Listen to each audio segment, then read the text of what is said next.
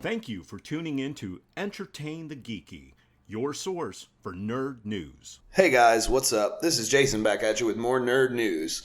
So here we are, part 3 of our E3 coverage. We've already went through Sony and we went through Nintendo. So Microsoft is the big one, and Mike is here again. I am.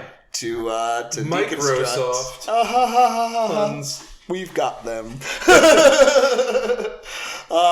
So I want to start right at the top of the list here because I am really excited about this, and I was complaining about this earlier, I'm usually not the kind of guy who just likes hearing an announcement. I like to see some footage, even if it's just like tech demo that doesn't represent actual gameplay.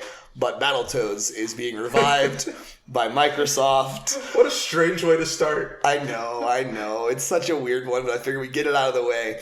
I'm very excited because not only, and I know you probably played the original Battletoads. Oh, yeah? Because you're the kind of masochist that loved how hard it was. Never beat it. I beat it. You beat it? Oh, yeah. And you complain about Dark Souls. I complain about the community of Dark Souls, not the game itself. My community. Your community. Yeah. If you're representative of the venomous community, I don't know if we can be friends anymore. Unfriended, guys. Unfriended. I'm super excited for what little we know about Battletoads. It was just an announcement. They talked a little bit about it. It's going to be 3 players. Yeah. Which is awesome. Mm-hmm. You gotta have 3 players. I don't understand why you have 3 and not just add a 4th. It doesn't make any sense. Because there's maybe they will, Jason. Right? Maybe they will. You'll have a lady toad. Yeah. You know what I mean? I don't understand why you're gonna have to push it into 3. You might as well just add a 4th. Do you remember when they added the 5th Ninja Turtle in that live action show they had? Man. What was her name? I think it was like DeMilo or something like that. Venus DeMilo. Something like that. Yeah. So maybe we'll have a lady toad. Maybe. Yeah. Yeah, equal opportunity here. Equal opportunity battles. But Battletoads, I'm excited about coming back. I'll be more excited once I see what the game's going to be like. Yeah. Is it going to be kind of a more 2D style, or is it going to take Battletoads into the 3D world for the first time? We'll see. Maybe 2.5D. Yeah, I like games like that. I could do with that. Well, in all reality, the original game was kind of 2.5D in its presentation. The way it's kind of top down. Yeah, kind of almost isometric. Yeah, almost. But still, yeah, it was weird. Yeah, weird game, great game. Hardest level in the game is still that damn jet bike. Yep. Oh man, I knew you were gonna say that. That was the hardest level in the game. It's terrible. I know. I love it. And if you played it with 2 players, somebody was going to screw up. Yeah, true. And if one person screwed up, you had to start over. So you like that little teaser, but there was another teaser that was not at this one in particular. It was through Bethesda, but it'll end up on Xbox. The new Elder Scrolls. Yeah. Not too excited about that little teaser though. Huh? First of all, I'm not the biggest Elder Scrolls fan in general, right? Oh. Okay. Yeah, because those games are just too big for me. Sure. There's too much to do. I don't have that kind of time to devote to a video game. But Elder Scrolls is a huge IP. They showed off a cell phone game. Yeah. Before showing off footage or before announcing Elder Scrolls Blades or something like that. Yeah, it's a cell Apparently phone it runs game. pretty good. I'm not going to. My question is though, how is the cell phone game the center of your presentation? This is E3. You shouldn't have a cell phone game be the center of your presentation right now, Bethesda. That's not how you should be doing things. I thought, we're not going super deep into Bethesda's presentation. I thought they had one of the better presentations. The center of their presentation was a cell phone game. You're not wrong. EA had the worst for sure. There was a cell phone game too. But I'm going to be honest. Microsoft. I'm not even an Xbox One owner yet. I probably won't ever be. I loved my 360. I loved my original Xbox. I thought Microsoft had the best conference out of everyone. They definitely had the most full conference out of everyone. They had just a ton of games announced. You should see this guy's list, guys. We're not gonna go through every single thing, but you should see this guy's list. The Microsoft list is easily the biggest. For me, Sony, every game Sony showed, I was super excited about. But Microsoft had the most games, and there was a lot of it that I was really excited about. And I think Microsoft is brilliant for what they did here because most of these games aren't going to be Xbox exclusives, right? No, I think there's only 2 or 3 games on their list that are exclusive. But Microsoft is genius because they pay to be the ones to debut these games. To announce them. And most gamers, the average consumer is not me and you. Most gamers that just happened to tune in and see Microsoft's press conference said, oh man, like the new Kingdom Hearts is on Xbox. Well, I'm going to have to get an Xbox now. Right. Or, the new Fallout is going to be an what they're banking on and what they will succeed at is selling Xbox based on the lack of knowledge that the average consumer has. And for that, I applaud them. That's brilliant because it's true. Virtually every game that I'm excited about, that's coming, that they announced, I'm not going to get on the Xbox One because I don't have one yet. But yeah, I'm just going to get on my PS4. But I will say, I am more than ever looking to actually buy an Xbox One now, because of the fact that they have that backwards compatibility, not only with 360, but with the original Xbox games. That to me is awesome. Yep. So my thinking is that because I'm kind of sold on that, I go ahead and get the Xbox. Well, now maybe a game that I would have got on a PS4, maybe I will just go ahead and get on the Xbox, especially if it has that timed exclusivity. Sure. Like the last Tomb Raider game, Rise of the Tomb Raider, was only on Xbox for a year. Yeah. And one of the games I'm really excited about was it a year? I thought it was only like 9 months. I believe it 9 months a year. Yeah. Almost the same. Right. Yeah. But one of the games I am excited about is Shadow of the Tomb Raider, and they announced it at the Xbox conference. Yeah. So maybe that's going to be a limited window exclusivity. Yeah. And if that's the case, maybe I go ahead and I just go ahead and pick it up on Xbox. Their presentation just game after game after game. Yeah. There wasn't too much just fluff in there. There was some fluff and there was some cringe, but that you come to expect that. But there was no moment of waiting 20 minutes for the next game while they moved everybody out of the venue into another venue. Like Sony did. Yeah. Thanks Sony. You had the most games I'm interested in, but your conference sucked. Yeah. Microsoft was just on point. They also announced that they acquired 4 indie studios. Yeah. Which are now going to be developing exclusively for Xbox, which one of them is Ninja Theory, which put out one of the best games last year. And if you guys have listened to a few shows with me on here, I'm a physical media guy. But one of the best games that came out last year was Hellblade: Senua's Sacrifice. And that company, Ninja Theory, is now owned by Microsoft. Sure. And I'm pretty excited to see what kind of games they put out. For me, I'm not a console fanboy. I don't have to have this console or this console, but I got to have, an exclusive to really make me want to go and buy your console from the get-go. And Microsoft just hasn't had that. No. I mean, we have, some games, we'll go ahead and talk about them. The 2 games that stand out that are exclusive games and probably will continue to be for all time. I can't imagine them not. Is Gears of War. And Halo. Yeah. So we did see Gears of War 5. This is the game that I feel like is the reason I miss my Xbox. Yeah. Because I played the first 3 Gears of War games on Xbox 360 and I loved every minute of every one of them. Likewise. They're fantastic video games. I did not play Gears of War 4 because I don't have an Xbox One. Yeah. Right? Also likewise. Did watch a playthrough, did get to kind of see some of the cutscenes and get to see where the story goes. Love the fact that they introduced a new protagonist in Phoenix's son. Mm-hmm. His team is the team that we're following, which I think is great. But the trailer for Gears of War 5, this was my only problem, right? Was that Marcus is still around. We took the time to do a bridge gap game where we showed you that time had passed and he had passed the mantle to his child, but yet he's still in full armor, still an old man, still Marcus Phoenix. I see your point. I do. And yeah, he's still in the armor. We don't know if he's out there fighting still. Maybe he's just acting sort of like a drill sergeant. Here's the thing. Sure. Here's the thing to me, right? Like, have you ever watched like a show like Band of Brothers? Yes. Right. Okay. So that story is based off of the writings of those that survived. Phoenix is just a survivor. Sure. Who gets to who's still around, who can continue on telling that story. I'm okay with the fact that this war hero didn't die. I mean, a lot of his friends did. Almost every one of his friends did, except for the black guy. Yeah. Coltrane. Yeah. But Marcus is still out there. I don't think he's necessarily out there fighting.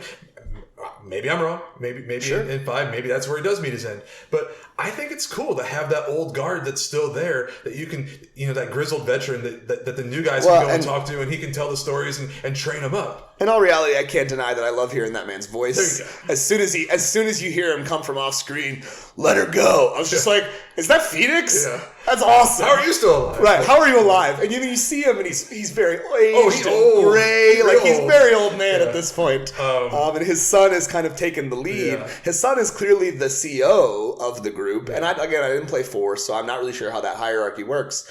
But there was some defiance out of one of his soldiers and some mystery thing, some mystery message that she gets that has to lead her away. Yeah. And that's the story we're going to follow. I know that character is not new. No, she was in 4. I didn't watch 4. Because I'm not like you in the regard that I don't like spoilers. Right, if I can avoid spoilers, I will. And I do intend to eventually get it, especially since the Xbox One S is not too expensive nowadays. Sure. I've always liked the Gears game from the moment that first one came out. I'm not really into first-person shooters, but I love me a third-person shooter. Well, and I love the fact that it made you for the first... And this, at the time when Gears of War came out, this was the first time in a game where the idea of running and gunning was not how you played the game. You have to take cover because otherwise you will get mowed down quickly. There had been games that had toyed with it, but never used it in that way. I love the cover system. I've always loved the look of that game. To me, when that first Gears came out, while on a technical standpoint, you might not say it's the best looking game. Aesthetically, what they did, man, I love the They grit created and a grime of world's that. worth of history that you can absorb in just playing through the first game and feel like you have an understanding of what this world is. And if you want to go on, the story does go on. Yeah, it's great. I definitely, I think an Xbox One is in my future pretty soon. Yeah. And hey, guess what? You can come over and play some Gears 5. I would love to try out Gears 5. You saw they also had a couple other Gears spin-offs. They have the Gears of War mobile game with the pop figures. And they've always done the spin-offs. They had that one that was just a multiplayer battle game that came out in between 3 and 4, I think.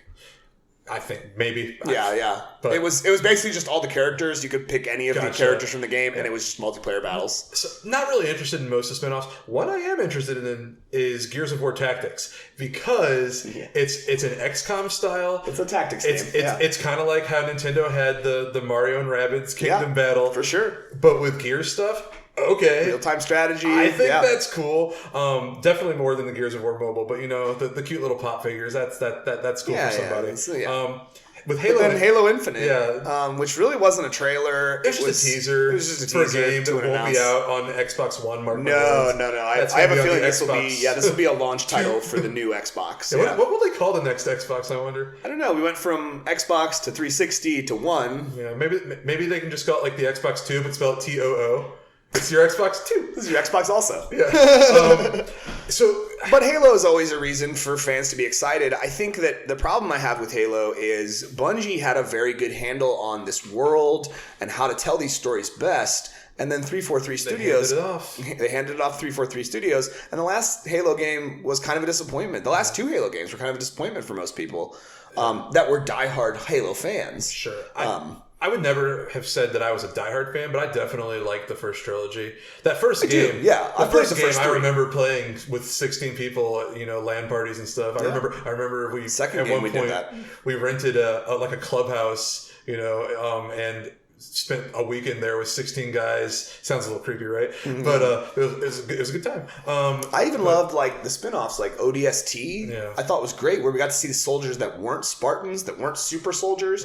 Yeah. And then Halo Reach, where we got introduced to a new Spartan team from the past. For me, Halo 2 was always the pinnacle for me. I really, it was the best. Really liked Halo 2, and just narratively, from a story point and from a multiplayer point of view, it was the best game they've done. I just that one has not been touched, but maybe this one will be.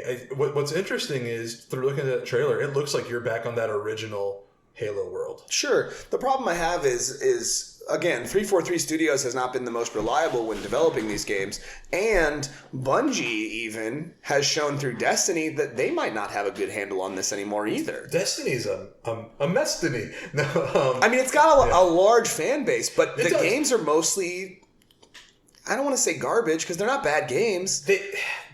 They have a lot of qualities I like about them. I like the way they tell the narrative. Yeah. You know, you kind of have to piece things together. Yeah. I like when games are a little obtuse. You know, they play things close to the vest. So I like that. It just, I don't know. The matchmaking in those games and like there always seems to be like a pay to win sort of mechanic in these games and loot crates and crap like that. Sure. I hate loot crates. Yeah, me too. Worst thing ever. I don't think there's any gamer that would say I love loot crates. People that buy them and win, maybe. Yeah, I guess. But so I mean, obviously, those are the exclusives, but they did get to announce some interesting things. They announced Devil May Cry 5. Super excited about that. Which pretty much, again, we were talking about this earlier. It's pretty much just ignoring that DMC game that they did a while ago. What are you talking about? Yeah, exactly. Huh? Right. Huh? This is just going to continue on. Not Dante's story, but the other guy. Dante's in it though. Well, no, Dante will be Nero. in it. Nero. Nero's yeah. the main character. Instead of the demon hand, though, now he's got a robot hand. Who knows? It's been 10 years. No, he has a robot hand. I know, in the trailer. Who knows how that happened? Right, this is Nero. He had a demon hand. Right, that was his weapon. Something clearly occurred. Maybe he went ahead and took that off. But clearly Nero is aged, so a significant amount of time has clearly passed because the half demon people don't age in the same way that the rest of us do. Yeah, look at Dante. He's so old. Dante's ancient. Yeah. I love just the look of the game.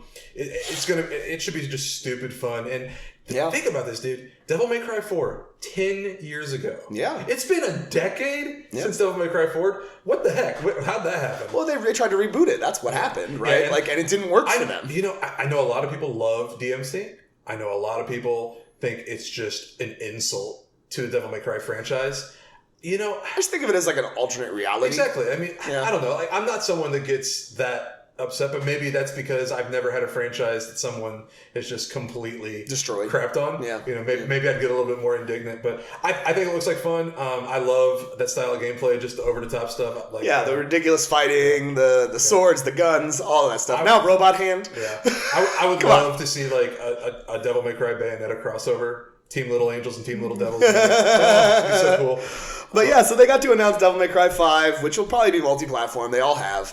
They got to announce Fallout 76, which I know you're not the biggest Fallout fan. I'm not either. I like my Elder Scrolls. Me and Fallout, we don't really get along too well.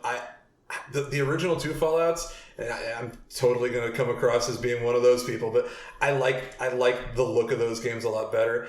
The Fallout games to me are just the Elder Scrolls in an apocalyptic wasteland with some guns. Yeah.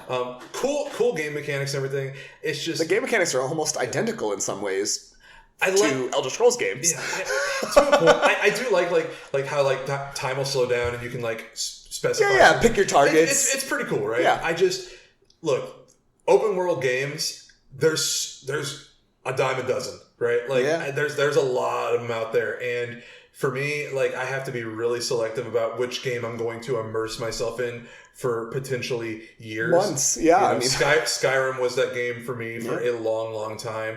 Breath of the Wild was that game for me last year. Yeah. And this year I have not allowed myself to get into one. For me, it was always the Dragon Age games. Because Inquisition is one of my favorite current generation console video games. I agree. Yeah. A lot of people said that The Witcher 3 came along and just completely undid all the progress that.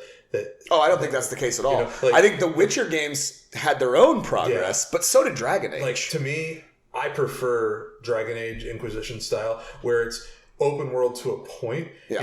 You have these gigantic maps, but they're not all completely interconnected. You have to I like that. I like being told here is one section. This section is gigantic, off, right? You can't get here yet. I'm cool with that. I like open world where they kind of it's semi open world. Where it's not just entirely it still has a somewhat linear progression. Yeah, I love that game. Oh yeah, I adored Dragon Age Inquisition. It's the only Dragon Age game that I currently own. I have them all, even crappy. I had them all back in the day, but I got rid of them. But yeah, I still kept Dragon Age Inquisition.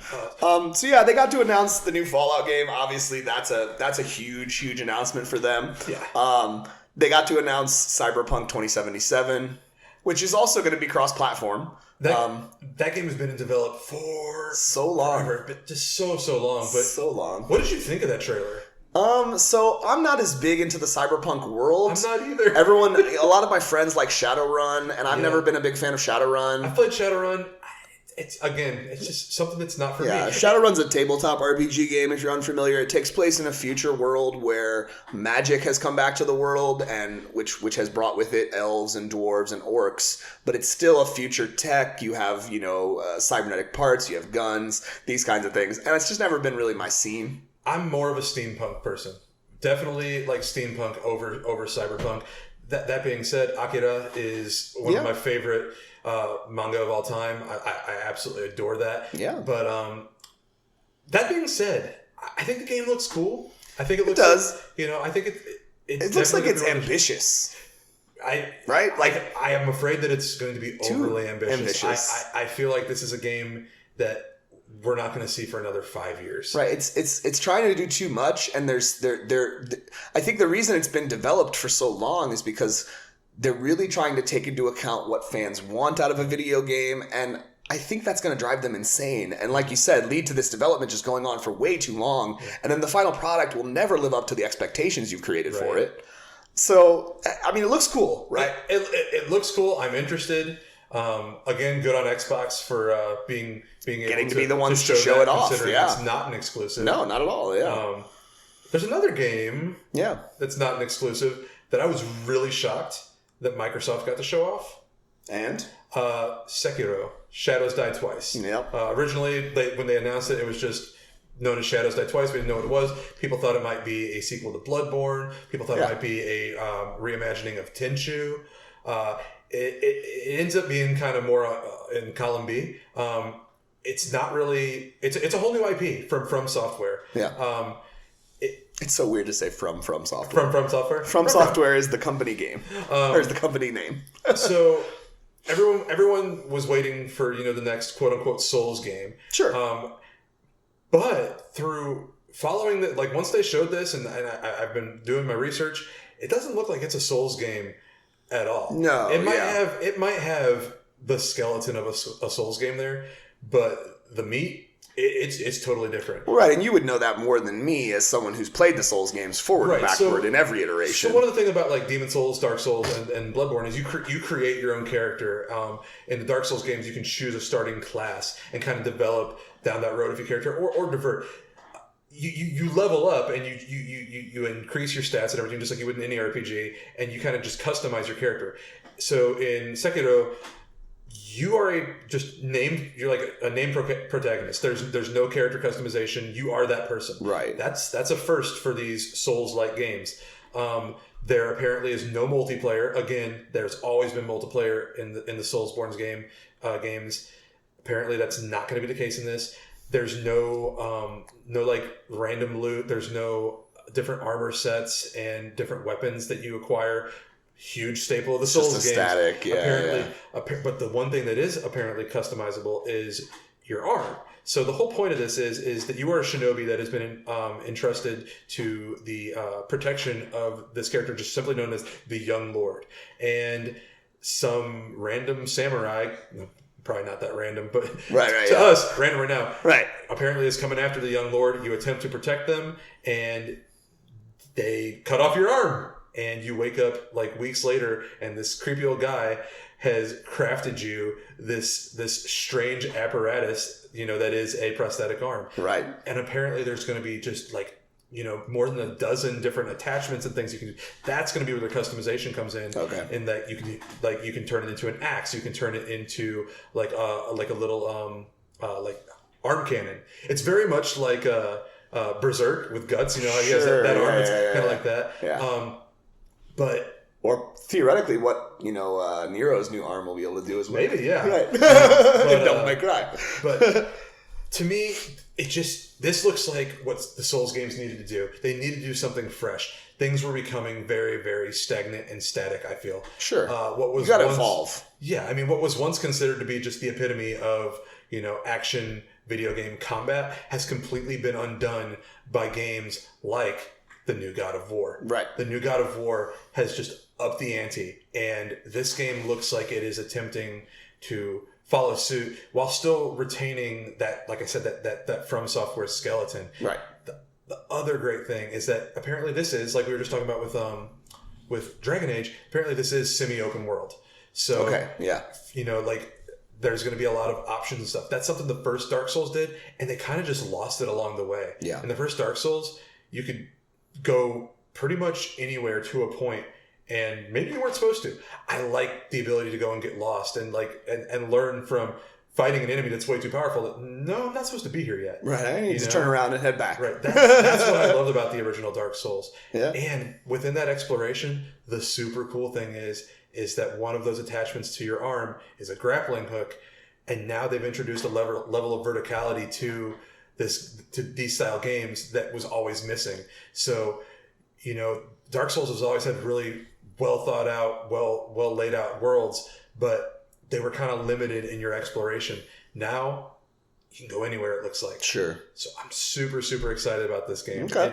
It's definitely like top 3 for me. Yeah. They in E3 they announced 3 feudal Japan games. This one, Sekiro, Ghost of Tsushima, and then Nioh 2 actually, which was sort of like a Dark Souls game. Right. Super, super excited for all of them, but boy, does this one got me interested. All right.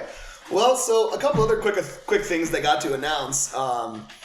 Cuphead, which is exclusive to Xbox. Yes, sir. And PC. You can get it on Steam. It on PC. Yeah, I get it on Steam. But they announced new levels and DLC, new bosses, a new character. You get to and play new character for the I game. forget her name, but you got a third character who's a female character. Yeah. And if you've not got to try this game out, I tried it on a buddy's computer, and man, it is one of the greatest 2D platform games I've ever played.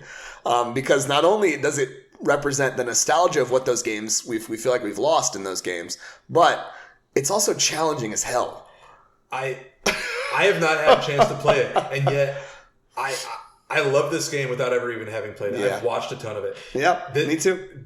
Believe it or not, this is a game that almost had me wanting to go and get the Xbox One right then when it was when that game first came out. Yeah, it's just the style of it, that sort of 1920s, 1930s, animation.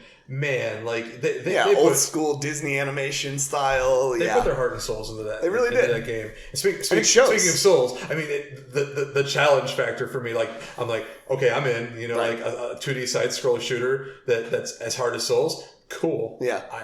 It's challenging as heck, man. It really, really is. And one more thing I'd like to get to before we're finish it up here is Jump Force. I knew it. Jump Force. I saved this for last because I am actually really excited about Jump Force. I know people were excited after seeing the like reveal trailer, but then kind of disappointed when they saw the gameplay trailer. And I think we're still very early on in this game. Sure. I think if you like Dragon Ball FighterZ, or if you ever liked the old like Dragon Ball Budokai games or Budokai Tenkaichi, this game's going to be in that same vein and probably have a really interesting narrative about how all of these worlds collide with one another.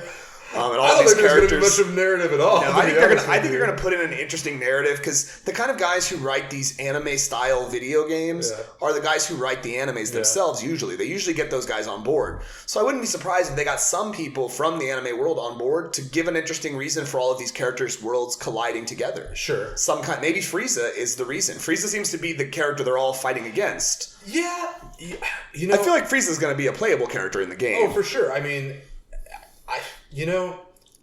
I don't think you even need a good reason for this. I think fans of the Shonen Jump manga, all these different. I mean, we've got franchises. One Piece, we've got Naruto, we've got Dragon Ball, we've got in the final reveal, we got Death Note. See that? There you go. That's how you get me. Like I was all about Death Note about 10 years ago. Yeah, that was my jam. And I think we've barely scratched the surface of the kind of characters that are going to be introduced. I think you'll see. I feel like we'll see Hunter characters. X Hunter. I feel like we'll see maybe Vash the Stampede. Oh, Vash would be cool. Maybe see Spike or Jet in there. You could even see what you call him from. I forgot the name of the darn thing. The vampire guy. Oh, Vampire Hunter D. Was it just no? The other one was his name just Alucard? It was like not Alucard from Castlevania. You know what I'm talking about? I can't remember the name of it, but like it was this vampire who also hunted other vampires. Blade type character. Yeah. It was super cool. It was a lot like Trigun, actually. Right. It looked like that. In any case, I feel like we've barely just scratched the surface of the amount of characters that are probably going to be ultimately announced to be a part of this game. Oh, I mean, there's tons. I mean, and then they used the big ones, right, for the reveal, right? They used Goku, they used Naruto, they used what's his name from One Piece. Luffy, yeah. I mean, it's not technically an anime. It's not technically an anime because it's Korean, I believe. But One Punch Man would be really cool. Yeah. Then the big popular thing in Japan now is My Hero Academia. I think that probably has a good chance of coming in there. So. Yeah, I think we're barely scratching the surface. I'm excited to see more announcements for more characters that are going to be a part of it. And hopefully, I mean, I agree with you. You don't really need a reason, but I feel like they're going to write some interesting reason for these universes all colliding. I think it's, to me, one big bad guy who's messing with the time stream. You know, it's kind of like this is kind of just like a Shonen Jump's version of Smash. You know what I mean? Yeah. It's just like and I'm they're fine all with here, that. Right? Yeah, I'm fine with that. It should be pretty cool. But so that's, Microsoft, like you said, they got to announce a lot of things that are not necessarily exclusive to their consoles. And I'm sure they had to spend a lot of money to do that. Yeah. I mean, in all reality, because there's bidding wars. When you have multi-platform games, all the companies want to be the ones to announce that. And the fact that Microsoft got to announce most of these big titles like DMC5, like Cyberpunk 2077, Crackdown 3 we didn't talk about, but Crackdown 3 is something they announced, which is also multi-platform. They were the first to reveal the new Kingdom Hearts 3 trailer. It's true. I was kind of blown away by that because Sony's exclusivity has been so complete with Kingdom Hearts. Yeah, until now, right? Well, I mean, and Nintendo had a little bit with their handheld stuff, but those licenses are cheaper than big console game licenses, I'm sure. So yeah, I mean, Microsoft, I kind of agree with you. I think Microsoft had the best presentation, and that wasn't because they announced a whole bunch of new exclusive content. That's just because they got to announce a whole bunch of really exciting stuff that fans were excited about.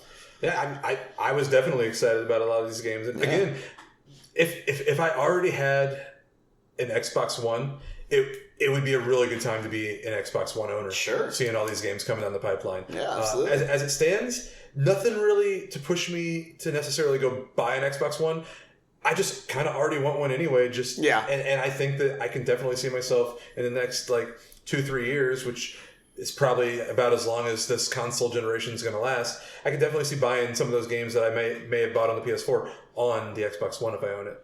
Well, when you pick up an Xbox One, I'll pick up the Gears remasters, and we'll play through all the Gears games co-op style. How about that? Sounds like an awesome day. All right, we're going to do that. Because luckily those games all had co-op play, where you could go through the main narrative with co-op, because they had 4 main characters. I've never played them single player. Oh, I've played them single player. And the first time I played them was single player. I've only ever played them all multiplayer. It's much more fun co-op. Cool, yeah. Because it's not like the secondary player is just some random person. The secondary player is a narrative character, right? But when you play a single player, they're just the AI, right? But you add that second player in, and now you feel like you're part of that story as well. Right. It's not just like Halo, right? When you play co-op with Halo, they just drop in a random soldier B. Just a dude. Yeah. you're just random guy. You're not part of the narrative. You're not part of the story. But so that's going to bring us to the end. I mean, Microsoft, Sony, Nintendo, some big announcements from all the companies. Microsoft, like you said, I think got the most though. Definitely got the most attention. Definitely announced the most games. Yeah, they were definitely my favorite of the conferences. Overall, though, man, good E3. Yeah, really I good think E3. Solid E3. I mean, what would you say if you had to pick? Just to kind of bring a finality to it, if you had to pick the one thing that popped up that you were probably most excited about, what do you think it was? So, I would have thought that Kingdom Hearts 3, getting those trailers, would have been the thing that would have done it for me. Then, I thought Sekiro was going to be the thing, but damn it if that Death Stranding trailer did not just completely bring me in, man. Yeah. And we still know so little, and I love that. I'm so excited knowing nothing. Behind it. Yeah. I have not been this excited for a future game in a very, very long time. I thought that trailer just nailed it. So for me, Death Stranding, it won it for me. I think for me, it has to be the Resident Evil 2 remake. That would be in my top 5. Not only because that's been a rumor for so long, and to finally get a confirmed announcement is really cool, but we're getting it before the end of the year. It's supposed to, I think they said November? It actually comes out the same week as Kingdom Hearts 3. It comes out January. It comes out January 25th. Okay. So well, that's going to be terrible. It's going to be a hard week. Yeah, for sure. yeah. I got to say, Kingdom Hearts 3 is going to get my play first for sure. But yeah, that's probably how everybody will be.